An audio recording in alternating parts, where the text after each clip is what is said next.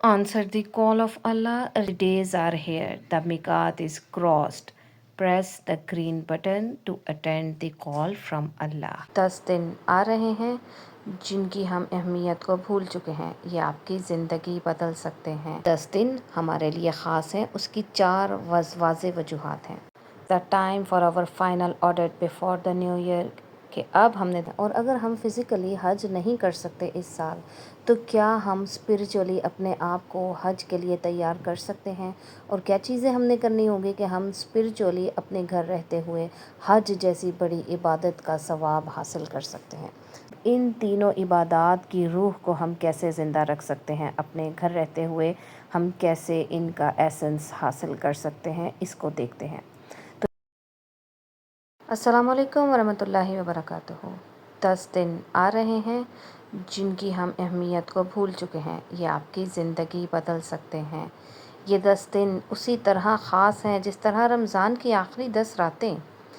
हम चाँद देखते हैं, उन रातों का इंतज़ार करते हैं, मस्जिदों में रश पड़ जाता है, लेकिन इन दिनों में हम सोए रहते हैं।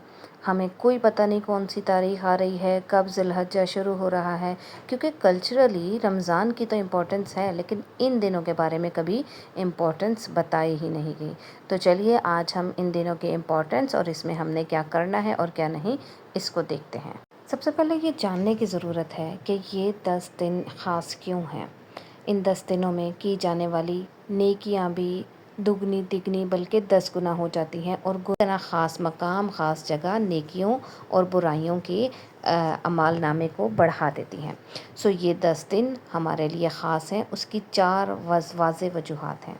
सबसे पहली वजह है कि ये हमारे मंथ ऑफ हज में आते हैं, जिस महीने सारे मुसलमान अल्लाह ताला की सबसे बड़ी इबादत हज के लिए खाना काबा तशरीफ़ लेकर जाते हैं। दूसरी बड़ी वजह ये है कि ये हुर्मत वाले महीनों में आते हैं 10 दिन, जिसमें लोग खून भी माफ़ कर देते हैं, लड़ाई झगड़े माफ़ कर देते हैं।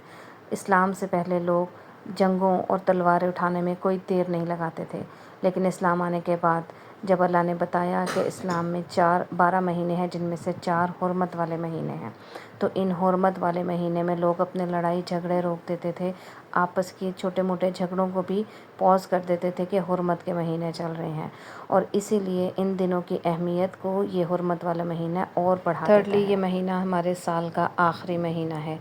जिस तरह दूसरे कैलेंडर के अकॉर्डिंग हम अपने रेजोल्यूशंस तैयार करते हैं, नए साल की तैयारी करते हैं, यहाँ भी इस्लामी कैलेंडर के मुताबिक मुस्लिम्स का नया साल शुरू होने वाला है, आखिरी महीना चल रहा है। यहाँ हमने अपने हार्ट की क्लींजिंग करनी है, हमने अपने बुरे अमाल जिनको छोड़ना है और जो नए काम नेकियों के शुरू करने हैं उनकी तैयारी करनी है।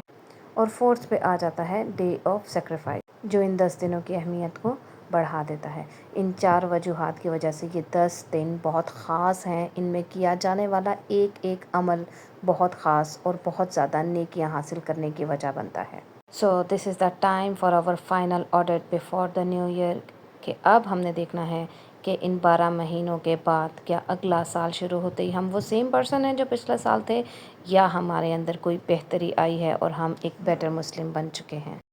अब हम देखते हैं कि हज क्या है, और अगर हम फिज़िकली हज नहीं कर सकते इस साल, तो क्या हम स्पिरिचुअली अपने आप को हज के लिए तैयार कर सकते हैं? और क्या चीज़ें हमने करनी होगी कि हम स्पिरिचुअली अपने घर रहते हुए हज जैसी बड़ी इबादत का सवाब हासिल कर सकते हैं?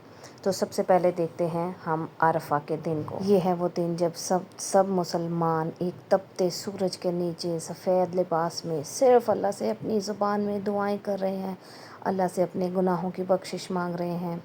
और इसी तरह डे ऑफ जजमेंट पे सब मुसलमानों को अपनी अपनी पड़ी होगी, सब अल्लाह से दोबारा एक दफ़ा ज़िंदगी में जाने का मौका मांग रहे होंगे। तो उस दिन के लिए ये एक मॉक एक्सरसाइज की तरह है।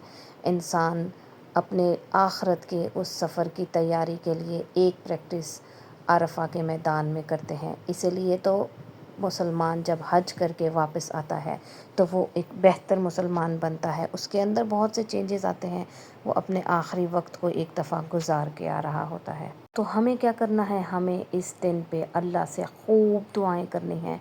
अपने घर रहते हुए अपनी ज़बान में अल्लाह ताला को बेतहाशा पुकारें, अल्लाह से दुआएं करें, बख्शिश मांगें, मग़फ़िरत मांगें। اور پھر حج میں 3 سٹیجز آتی ہیں اللہ کی کلوزنس حاصل کرنے کے لیے، جس میں سب سے پہلے ہے طواف۔ جب انسان اللہ تعالیٰ کے گھر کے ارد گرد گھومتا ہے تو وہ ایک سینٹر آف آربٹ کے ارد گرد ہوتا ہے، اور اس کی ساری انٹینشنز اللہ کی عبادت، اللہ سے محبت اور اللہ کے ارد گرد گھوم رہی ہوتی ہیں۔ اور پھر اس کے بعد سعی، جس میں انسان کا پسینہ بہتا ہے، ایفرٹ لگتی ہے، فزیکل ایفرٹ کے بعد وہ ایک جگہ سے دوسری جگہ دوڑتا ہوا اللہ تعالیٰ کو راضی کر رہا ہوتا ہے۔ اور پھر سب سے بڑی عبادت قربانی، جس میں وہ اپنی خاص محبوب چیز، جیسے کہ حضرت ابراہیم علیہ السلام نے اپنے بیٹے کو قربان کیا، تو یہاں پہ جانور کی قربانی کر کے اس سنت کو زندہ رکھتا ہے۔ اب ان تینوں عبادات کی روح کو ہم کیسے زندہ رکھ سکتے ہیں اپنے گھر رہتے ہوئے، ہم کیسے ان کا ایسنس حاصل کر سکتے ہیں، اس کو دیکھتے ہیں۔ تو سب سے پہلے طواف کے لیے ہمیں اللہ کو سینٹر آف اٹریکشن رکھتے ہوئے اپنی ساری برائیوں کو چھوڑنا ہے، اپنے وقت کو اللہ کے لیے وقف کرنا ہے، اپنے پیسے کو اللہ کے لیے وقف کرنا ہے، اپنی نالج کو اللہ کے لیے وقف کرنا ہے۔ اس کے لیے سعی کی طرح فزیکل ایفرٹ لگے گی، آپ کو مینٹل ایفرٹ لگے گی، اور پھر قربانی دیتے ہوئے آپ کو اپنا وقت، اپنا پیسہ، اپنی ہر چیز اللہ کے لیے قربان کرنی ہے۔ اللہ نے حضرت ابراہیم علیہ السلام کو خلیل اللہ کہا، کیوں؟ کیونکہ اپنی 19 کی ایج میں جا کے اللہ نے انہیں اولاد جیسی نعمت سے نوازا، اور اس کو بھی اللہ کی راہ پہ قربان کرنے کے لیے وہ تیار ہو گئے۔ تو آپ سوچیں آج کیا چیز اپنی آپ اللہ کی راہ پہ قربان کریں گے؟ آپ کو اپنے وقت سے محبت ہے، پیسے سے محبت ہے، کس چیز سے محبت ہے، خوبصورتی سے محبت ہے، کس چیز کو اللہ کے لیے قربان کر سکتے ہیں؟ اپنے آپ کو چھپا سکتے ہیں، ڈھکا سکتے ہیں، اپنے ٹائم ویسٹ کی عادت کو ختم کر سکتے ہیں، اپنی کوئی بھی بری عادت جو آپ نے چھوڑنی ہے، جب موبائل اٹھانے کا دل کرے، کیونکہ آج کے دور میں سب سے بڑی برائی، سب سے زیادہ جو اللہ سے دور کرنے والی چیز یہ موبائل ہے، اور یہی آپ کو اللہ کے قریب بھی کر سکتا ہے۔ آپ ریلز دیکھنے کی بجائے، اس پہ ٹائم ویسٹ کرنے کی بجائے اللہ کی کتاب کو پڑھنا شروع کر دیں، پیسے کو اللہ کی راہ پہ لگائیں، جو آپ کی محبوب چیز ہے۔ کہتے ہیں نا، آپ کا جو بھی اسماعیل ہے اس کو مار دیں، یعنی کہ جو آپ کے اندر آپ کی محبت دنیا کی سب سے زیادہ جس چیز کے لیے ہے نا، اس محبت کو نکال دیں اللہ کے لیے، اور اپنے رب کو راضی کر لیں۔ یہ 10 دن آپ کو آپ کے رب کو راضی کرنے کے لیے بہت خاص ہیں۔ اس کے بعد اللہ سے دعائیں مانگیں۔ حضرت ابراہیم علیہ السلام نے کیا دعا مانگی تھی؟ اپنی بیوی اور بچے کو چھوڑتے ہوئے وہ یہ نہیں کہہ کے گئے کہ صرف ان کے کھانے پینے کا خیال رکھا جائے، بلکہ سب سے پہلے یہ نماز کے پابند رہیں، اور پھر ان کے ارد گرد اچھی کمیونٹی بن جائے، اور پھر اس کے بعد دنیا کی عبادت اور دنیا کی چیزوں کے بارے میں بھی دعا کی گئی۔ ہم کیا کرتے ہیں؟ ہم سب سے پہلے اللہ سے گھر مانگتے ہیں، گاڑی مانگتے ہیں، دنیا مانگتے ہیں، اور آخر پہ جا کے کہتے ہیں کہ تھوڑا سا دین بھی مل جائے۔ اپنی دعاؤں کی ڈائریکشنز کو سیدھا کریں۔ اللہ تعالیٰ کہتے ہیں اگر تم مجھ سے دنیا مانگو گے بے تحاشا دوں گا، لیکن آخرت میں کوئی حصہ نہیں ہوگا، لیکن اگر مجھ سے آخرت مانگو گے تو تمہیں آخرت بھی دوں گا اور دنیا کی زندگی بھی ملے گی۔ سو اللہ سے اپنی آخرت کی بہتری، اپنی اولاد، ان کے لیے دین، یہ سب کچھ مانگے، اور اس کے بعد اپنی دنیا بھی مانگے۔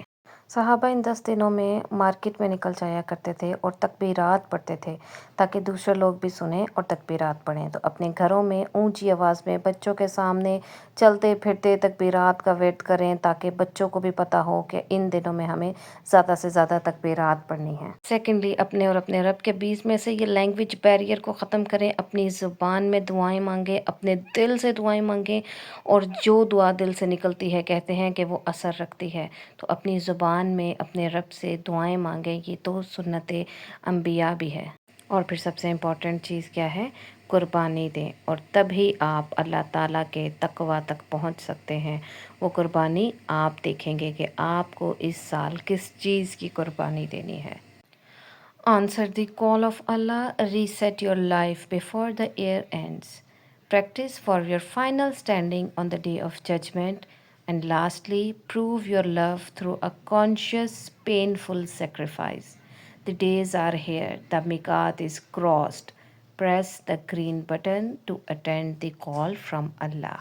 اللہ تعالیٰ آپ کو، مجھے اور ہمارے گھر والوں کو توفیق عطا فرمائے کہ ہم ان دنوں کا بھرپور فائدہ اٹھا سکیں۔ اللہ تعالیٰ آپ کا اور میرا حامی و ناصر ہو۔ اللہ حافظ، جزاک اللہ۔